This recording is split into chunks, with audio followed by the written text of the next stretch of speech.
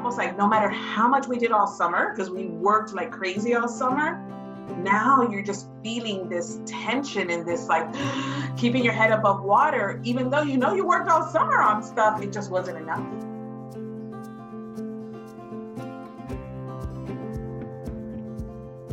Hi everyone, my name is Vicky Saldala. I'm the director for the Bilingual ESOL department in Broward County, Florida, which is in Fort Lauderdale. So we teach by the beach, as we say out here, is our little slogan. This is my 32nd year as an educator. I have been a classroom teacher. I have been a district level facilitator supporting teachers. And when I moved to Broward County and I transitioned to here from Miami-Dade County, I became the director for the Bilingual ESOL department, and I've been in this position for approximately 17 years. It's a position that I absolutely love, having the opportunity to engage with teachers, with administrators, with parents, but most importantly with our students, and advocating for them and their necessity and their needs to have an appropriate and comprehensible education. In Broward County, we are the 6th largest district in the nation. We are the 2nd largest in the state of Florida. We have over 270,000 students. 32 of those are English language learners, which is about 12% of our district. We have close to 220 schools in our district, about 89 of those also being charter schools. I love working here. I love the diversity that there is in South Florida. And like I shared, I loved making an impact on children. I'm a proud mom of 2 beautiful daughters, one who is a civil engineer and another one who is a frontline worker. She is a nurse in Nashville. And most recently, I became a grandmother of a beautiful little girl named Sophia Victoria, who is right now 2 months old. So that kind of wraps up who I am and the district that I serve. Well, Vicky Saldala, thank you so much for joining us from Broward County. I feel very nostalgic speaking with you because I felt like I needed a second home down there for a while. I did so much training down there. It's good to see you, even though it's over Zoom, and thanks for joining us. Thank you for having us, Steve. Yes, you guys have been instrumental in the platform and getting it off and running here. We have done amazing work with Elevation in the last 6 years. When we rolled out Elevation in Broward, it was definitely new. Going to an electronic platform from doing paperwork for so many years. But you know what? We went all in. We did about 10 trainings in 1 week. We trained about 700 people, but we were gung-ho, and Elevation was just so instrumental in having a successful implementation. Yeah, well, I'll admit, I started, I think one of my first trainings was down there in Broward, and I was highly intimidated by the number of people that were there and the team that you had sort of watching and making sure that everything was running smoothly. But it didn't take me long to realize that you're a great big extended family down there and just such a great group of people. I really I have a lot of great memories down there in Broward. I actually miss traveling down there from the cold Northeast sometimes. So And you missed a little Cuban coffee, maybe? I do miss a little There you Cuban go. coffee. I miss a lot of things. Yeah, for sure. Someday we'll get back down when this whole thing is behind us. Absolutely. Which is a good transition into what we're going to discuss today as part of the Equity in Action in this Together docuseries. Thank you again for joining us from Broward to represent a really important district. So just want to start with what is we're in the second week of August here. Do you all have a plan for going back to school at this point? It happens soon. Yes.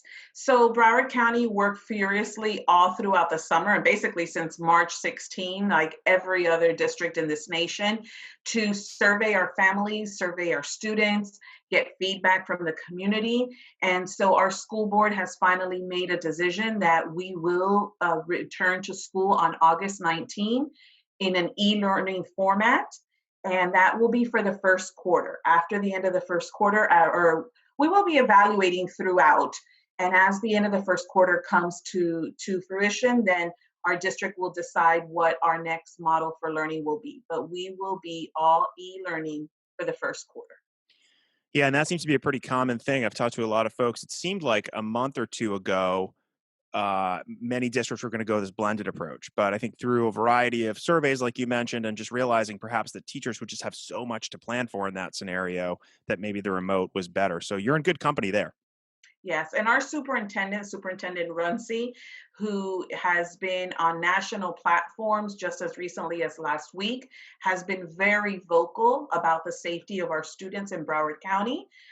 For a while there, even though we were going to e-learning, there was a possibility of bringing back our exceptional students to our brick and mortar schools because they are the students with the highest need at this moment. But considering that Florida's situation of where we are with the pandemic is very concerning, our superintendent decided against that. And at this moment, no students will be returning. Yeah, I was just reading in Ed Week this morning, and I think in the 74 as well. But there was a particular Yes. article in the Ed Week that Corey Mitchell wrote, that is a trend that students, English learners, and students with special needs are going back in a lot of places. I think I was reading about Albemarle, and I know Virginia is doing that as well. But you have to look at the specific situations, and that's why we were really interested in having you on from Florida, because your situation is not great right now in terms of the virus. Well, when we made our board asked us all to submit plans, and of course, our exceptional students were the priority of the students that will return, as well as our early childhood students, our pre-K students. And then the third group of students we were considering were our English language learners. I was very vocal about the fact that many of our English language learners are coming from homes that the parents are essential workers and they are home alone. They have in many cases, no internet access. But most importantly to us too is the fact that these students need the opportunity to practice oral language. Right. And at home, they are probably and mostly speaking their first language, which is okay because we Mhm. want them to continue gaining language regardless. But everything that they had progressed and while they were in school with us, being at home and probably not having anyone to practice their English with, I'm scared that they have probably digressed a little bit, and I feel that they need that opportunity. So we have been focusing in our professional learning opportunities with teachers, giving them resources and really driving home the message that their e-learning courses, their Canvas, when they have meetings with them virtually, to really practice that oral language with the students, give them the opportunity to practice it so that they can once again feel comfortable with speaking in English. Yeah, that's again another common sort of conversation that we're having. How do you get that interactive instruction in an online learning environment? We'll get into that in a little bit. I want to ask you, in terms of what your plan is, obviously based on the research and the current situation, and you all have done a good job, I think, surveying parents and families and teachers as others have. How do you anticipate this plan of going back remotely affecting equitable instruction and services for English learners? I mean, you just talked about the oral piece. It sounds like you're making plans to make sure that that's happening. But what's your, positively or negatively, how do you think it's going to affect them? So there's different factors when you ask a question like that, right? Because just like general ed students, just like any of our students are on a curve. We have very affluent English language learners, and we have English language learners who are from low economic background. So that question can vary, right? So our affluent families are very fortunate that they may have access to Wi-Fi. They may have their own laptops, even though our district is providing the devices, but they have more resources for their children. Where our families from our low socioeconomic backgrounds are the ones we worry with just as much. Uh, when this started in March, my team was doing a lot of work helping these families apply for free internet access. Even the simple task of just applying for a free service was hard for them because they didn't have documentation, they didn't have picture IDs, they didn't understand how to fill out forms. So my staff really had to walk through that process with them, getting access to meals. They didn't understand that they can go to the school and still drive by and pick up their meals. So really trying to connect with our community, whether it's through us, through our community stakeholders, getting down to the level of our families and finding these families who may not have email addresses or may not have working telephones, getting to these communities and getting these resources for them. So our work right now has really been about continuing that message, right? Everything that we send home, making sure that it's translated for our families. It doesn't all have to be just posted on a website and send via an email. We are sending text messages, we are making phone calls. Just this week, we will be offering 4 sessions of what we're calling Parent University for elementary learning, secondary learning, exceptional student education. And next Monday night, there'll be a session exclusive to English language learner families.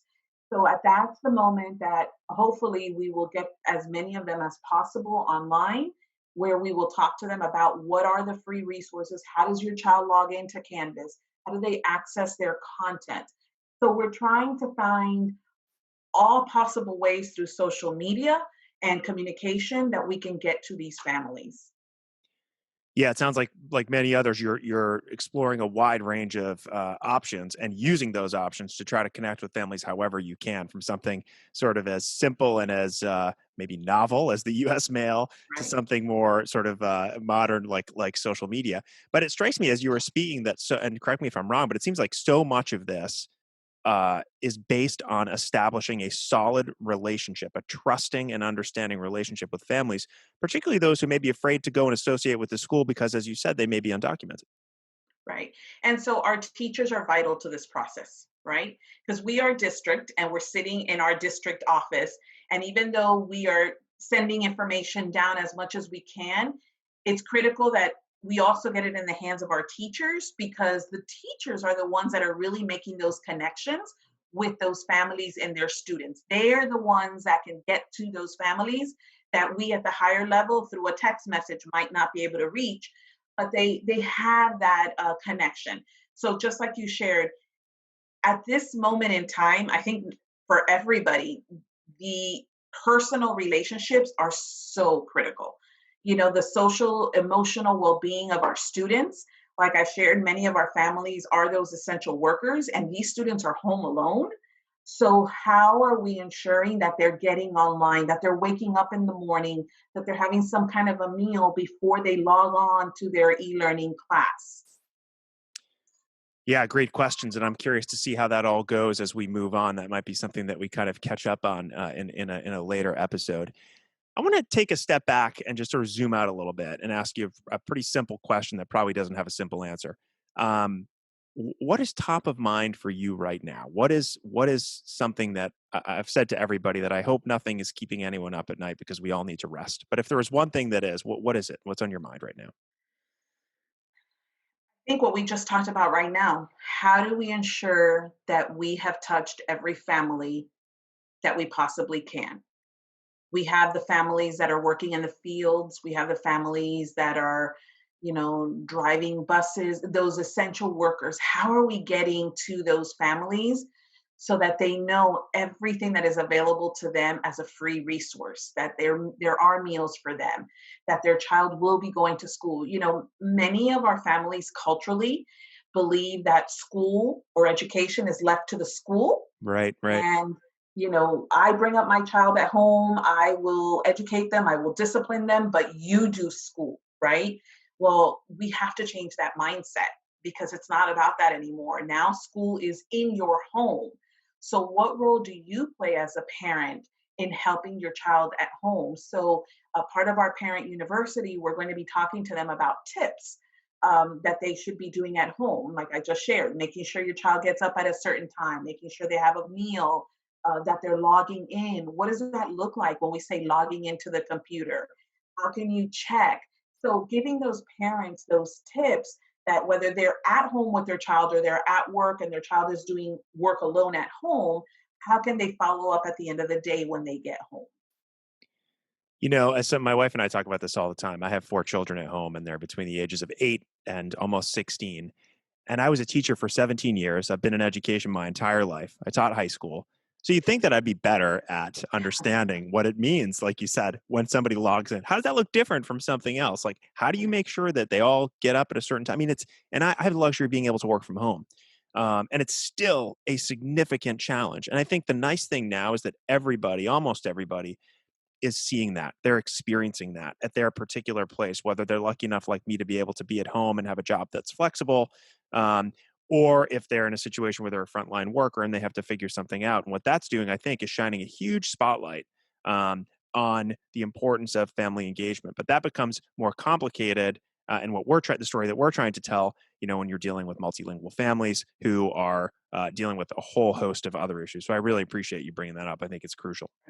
And we have to also remember, just like I shared a moment ago, our language learner families are on this array, right? We have the ones that are affluent, who have educations from their countries. They may not know English, but they have an education, versus those that are here that lack a basic education or foundational skills. Those families, it's going to be a bigger struggle for them, right? And just like you, just like myself, I don't have little kids at home, but yourself, we are fortunate to be working from home, but now you got to juggle work with children that are trying to do schoolwork, right? So, how do you find that balance? And how do we help our teachers understand that there has to be a little flexibility now, too, about how that looks like? So, here in Broward, one of the options on the table that we are uh, working with is a morning session and an afternoon session. So, the parents had a choice. Do you want your child to come to a traditional morning, 8 to 2:30 day, or do you want an afternoon school from 2:30 to, I think it's 8 or 9 o'clock? So giving the parents that ability to have different schooling schedules. Yeah, and this is another one of I think, the silver linings that will come out of this. I mean, having that flexibility would be just so great for so many reasons. We tend to build the school year around our own schedules. Of course, it was built, the Right. factory setting years ago. So some of that stuff is changing. That's stuff that just hasn't, been able to change yet. Um, all right, so you have a plan in place that you're going to go remote, and you're going to be kind of and for at least the first quarter, and you'll be monitoring how that whole situation goes for everybody in the district, and you specifically for your English learners.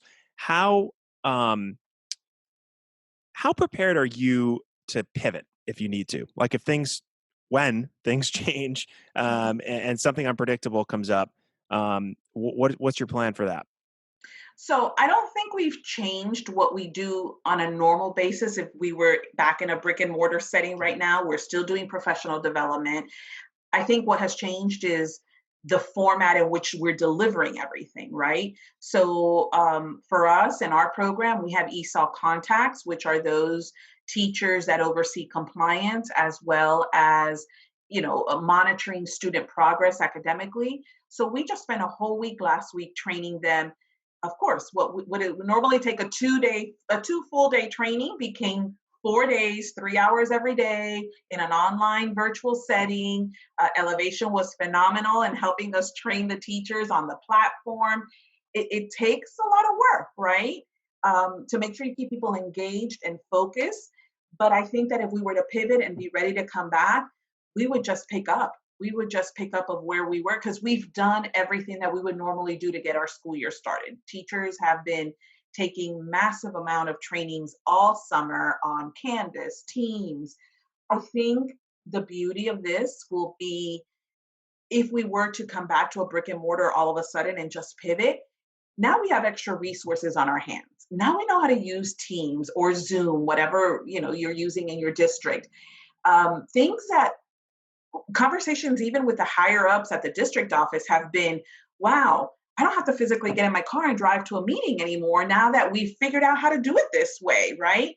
So I think we're going to be able to save a lot of time and travel and find different ways to reach a larger audience now that we've discovered this new setting. And I think in a prior conversation you and I were having, it's been said, and we've had some colleagues share that we have gone from the Flintstones era to the Jetsons era really quick.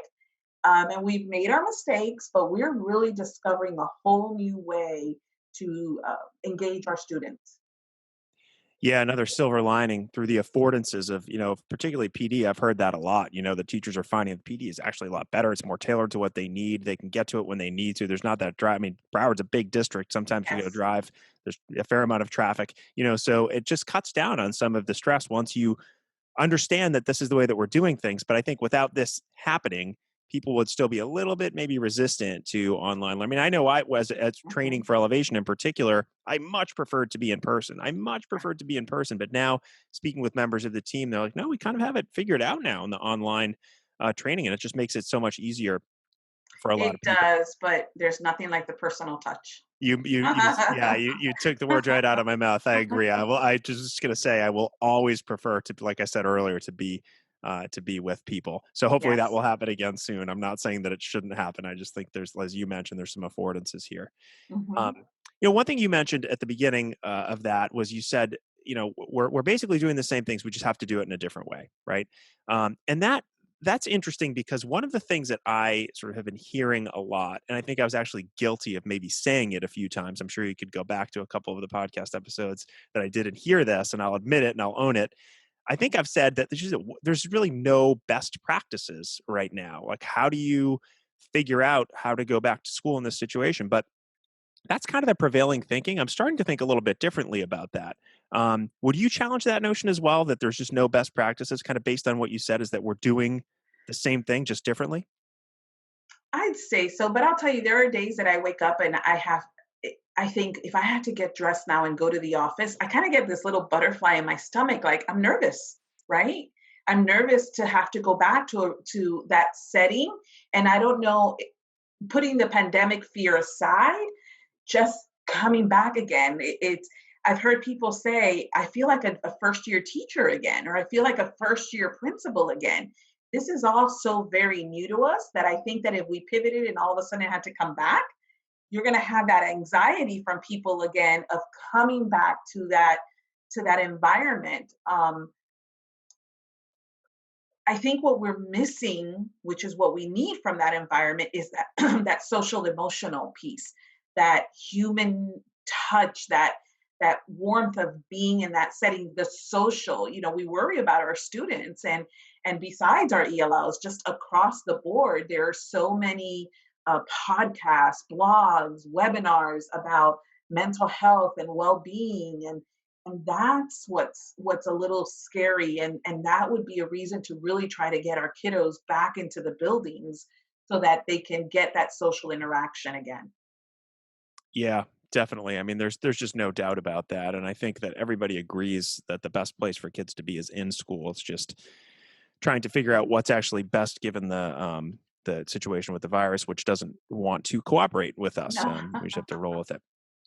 Um, one thing that I'd really like to do in this series is, we're sort of opening the door to your office. You're working with your team behind the scenes quite a bit and doing great work. And as you said, your teachers are generally the ones, who are out in the field and chatting with students and their families. But I'd love to hear from you about this idea versus kind of myths and reality. I mean, we're bombarded every day on the news and the media about, what we're going to do with schools. And I mean, I've seen recently on social media, people are sharing with me, these videos that kids are taking at schools, and it's crowded hallways, and other ones are students are going back and they're getting COVID. And as a former teacher and somebody who's in education, it kind of drives me nuts, because that's probably an isolated situation. What is there something that you, like, a myth that you would like to kind of debunk that we're hearing in the media, that from your perspective as an EL administrator and a director and somebody who's working with teachers and students and families, would like to kind of challenge? I think the myth that everybody needs to return back to a school setting, that's not necessarily true, right? Some kids are doing great in this setting. Some students thrive in this virtual setting because they do well in this learning environment. I think that certain populations do need to come back at a certain point when it is safe, because they have certain needs that this setting is not going to ever be able to give them. And whether that's our exceptional students, whether that is our English language learners, whether that is students from a low socioeconomic background, and they don't even have a label of ELL or ESC. They just they they they need to function in a school, in a home setting. They're home alone. There's no one to help them with the schoolwork.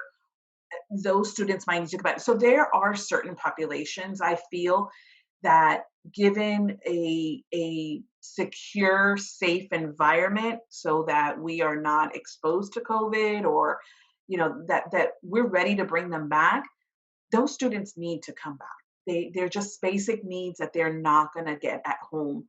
But again, safety is of the biggest concern because, like I shared earlier, our superintendent knows and is well aware. And he's listening to our parents, who, especially the parents of special population students, but they need to come back to school. And there was a time there where we were going to bring those students back, basically about 2 weeks ago. It's changing Those so students were, fast. yeah, they were scheduled to come back. And from one day to the next, he just made that decision that he was not willing to risk any child getting possibly sick just to bring them back, that we would find the way to continue educating them and supporting them at home. But he was not willing to put the child's risk. And I have to support what the superintendent is saying. All it takes is that one child to get sick. And then everything just kind of falls to the wayside at that point, right? So the notion that everybody has to come back, not necessarily true. Right. Yeah. Thanks for bringing that up. I think that's hard to say for a lot of people, but it is. I mean, I see students. I mean, I think if I think about my own kids, there's 4 of them, and some of them are more successful than others in an online setting. I think that all like to go back, just their own personalities. But speaking with, friends and family, I know lots of students are thriving in this environment. There's the taking away distractions that the students may have had. They're allowing them to work at their own pace. Maybe more importantly, it's allowing them a sense of like freedom and autonomy that they didn't have before, and giving teachers those tools to equip them with that while still providing them structure. This is another topic I could talk about for hours. And so, Well, and we have students who are very introverted and don't like the social setting and don't feel that they want to be in a school setting. And then, like you said, they'll thrive in this setting because they like to be alone, but can still function and learn this way. right, right. Um, okay, I have 2 more questions for you, and they're a little bit different than the other ones. The first one is, I'm wondering if there's like in the last couple weeks, a story or an anecdote that you can share about something that's happened in your sort of day to day that has either inspired you or challenged your thinking or had you concerned that you could share with us. So I think going back to the message I've been saying about students who are home alone because their families are working, over the summer, we offer a summer language enrichment camp for some of our elementary schools. And I had a conversation with one of the principals because she was sharing that she had one of her families had reached out to her, and they needed help with completing the survey. Mind you, we translate everything here in Broward County. Our top languages are Spanish, Haitian Creole, and Portuguese. So every survey, every document goes out in those languages to families, but that doesn't always mean families understand what is being asked of them in those surveys, right? So sometimes they need help and they'll call us, can you help explain that to me? This concept of e-learning or blended learning, those are all new topics for these families. So this particular family had reached out to this principal because it was time for them to complete their survey. And they were very concerned because they were an undocumented family. And so they want their children to return to school because the kids are home alone and they knew that the kids would be better off in school when it came to getting an education. But they were scared that if their child got sick at school, they have no insurance. They Mm, have no means to take those children to a medical site. And then the fear of being undocumented and possibly being returned to their country. So they were very torn between, do we want our children to stay home, or do we send them back to school and risk getting sick, possible deportation, and everything that will fall below that? So they made the choice of checking off that they'd rather stay home. That was their choice because when they put it on that weight, it was safer for them to just stay home and go that route. So that that story there is the one that I keep repeating behind my head, because out of 32,000 English language learners, I don't know how many are undocumented because we can't capture that data. But even if it's one, 1,000, 500, it doesn't matter. There are families like that out there, and they could be affluent, but still be here undocumented, right? And have the same fears. So for me, it's up to me as the director of the department, as well as the voice of my staff members, to continue advocating for our students, continuing to ensure that teachers, schools, principals are doing everything in their power to make content comprehensible for our ELLs. We have created webinars. We created a Canvas course with just select tools, and teachers are overwhelmed. Don't mind. I mean, they have so much on their plate learning this new system and learning how to teach in this format. So we're trying to keep it very simple. What are some basic tools that you need to ensure that content is comprehensible for ELs, right? Google Translate, Text Talk to communicate with your family, Flipgrid, Immersive Reader is a phenomenal tool for them. So we're just focusing in on those things that will give you your immediate success for our ELLs, right? And like you said, once we start rolling and we start seeing, and my teachers are so great here in Broward, and they'll start reaching out and sharing. So we kind of want to do the same like you're doing here, maybe capture some of these teachers, sharing their best practices to share with others. Yeah, I just saw this morning on Twitter. I think I was a little late on the draw. I kind of shut it down over the weekend. But Eric Rossignor, is that how I pronounce his last name? Yes. I saw him put something up, and Eric, somebody I know well from training down there for sure. But I think he put up that maybe on August 11th, there was something on a lot of the tools that you were just mentioning. And it sounded like, correct me if I'm wrong here, I'm going on a limb, but it sounded like that was something that he wanted to share with the greater community, not necessarily just Yes. Broward, which is awesome. So good. So the Canvas course we created, we made it a public course so that our parents can go in there as well. And within the course, we have a little blue tab for parent resources. And so what we've done is everything that goes out to parents in multiple languages, we've tried to create many of them into a brain shark. So how to access Canvas, how to log on, single sign on, those types of things, because not everybody can do well with just reading it. I am a very visual person. I have to see it. Yeah, same here. So my team created PowerPoints with voiceovers, actual videos of somebody downloading the Google Translate on their phone. And so this way the parents have this access to this link. They can go there and everything that's translated is in one place for them. Because navigating websites are very difficult sometimes. They're overwhelming. I've said it 1,000 times in the last month. You can't just, and I've been guilty of doing this, and many people have, you can't just send teachers or parents or students a list of resources and say, here you go. You have to really walk them through it. And less is more. But you have such a great team, and it's so great that you're sharing that information with, like I said, with the greater community. Absolutely. And I just also want to step back and say, I appreciate you really sort of peeling the layers back on that undocumented family the example that you gave, and saying that no matter if it's 1 or 500 or 1,000, but that scenario is replaying around the country all the time. And I don't think we think enough about it. And I just, I know it's something you think deeply about and your team, but my hope with this is that we can share those stories, because that's a heartbreaking decision for a family to have to make. That they're concerned more about not being able to get the health care that they need if their student is exposed by going to school. And so they choose an option that's not necessarily the best for them. Just really compelling. And I appreciate you bringing that up. One more question, and this is a lighter kind of question, but I think it's important to ask. I've been asking everyone. You're probably one of the most passionate people I know doing this work. And anyone who sort of follows you on Twitter or knows you, I think, would agree with that. Certainly, all my colleagues at Elevation. And you're working really, really hard. It's a miracle that you found time to chat with us, and I'm ultra appreciative that you did. Where are you getting your inspiration from? How do you keep going? Well, I'm going to say that you just alluded to it a second ago. My team.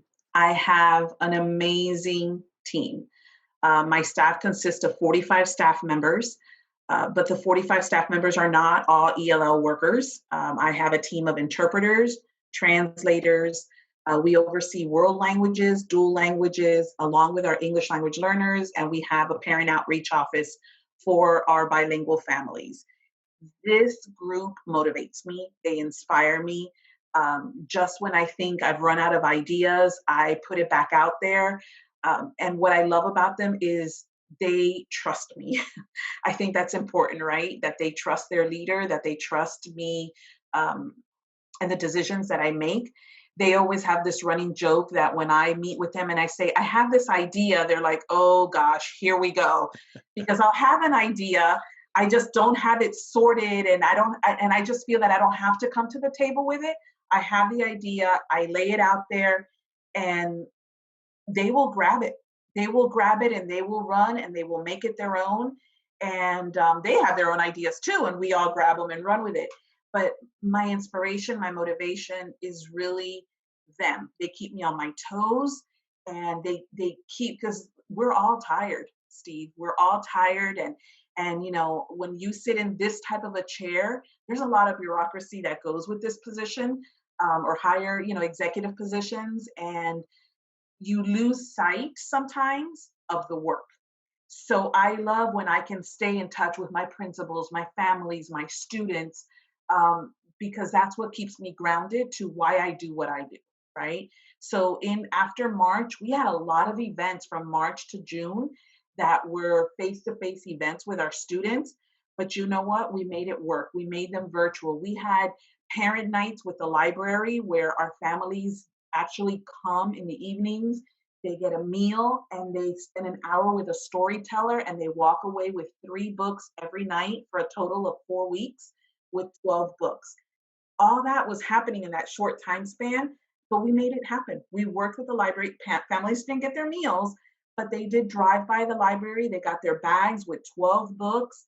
And every night for 4 weeks, or not every night, once a week for 4 weeks, they joined online with the storyteller. And you could see they would turn on their cameras, and the kids were so excited. And I tried my best to join as many of those sessions to give me that oomph again, right? To keep me going, to keep pushing me forward, because they are the reason we do. If it wasn't for them, none of us would be here and have this opportunity. So my team is my inspiration, and the families we serve are definitely an inspiration.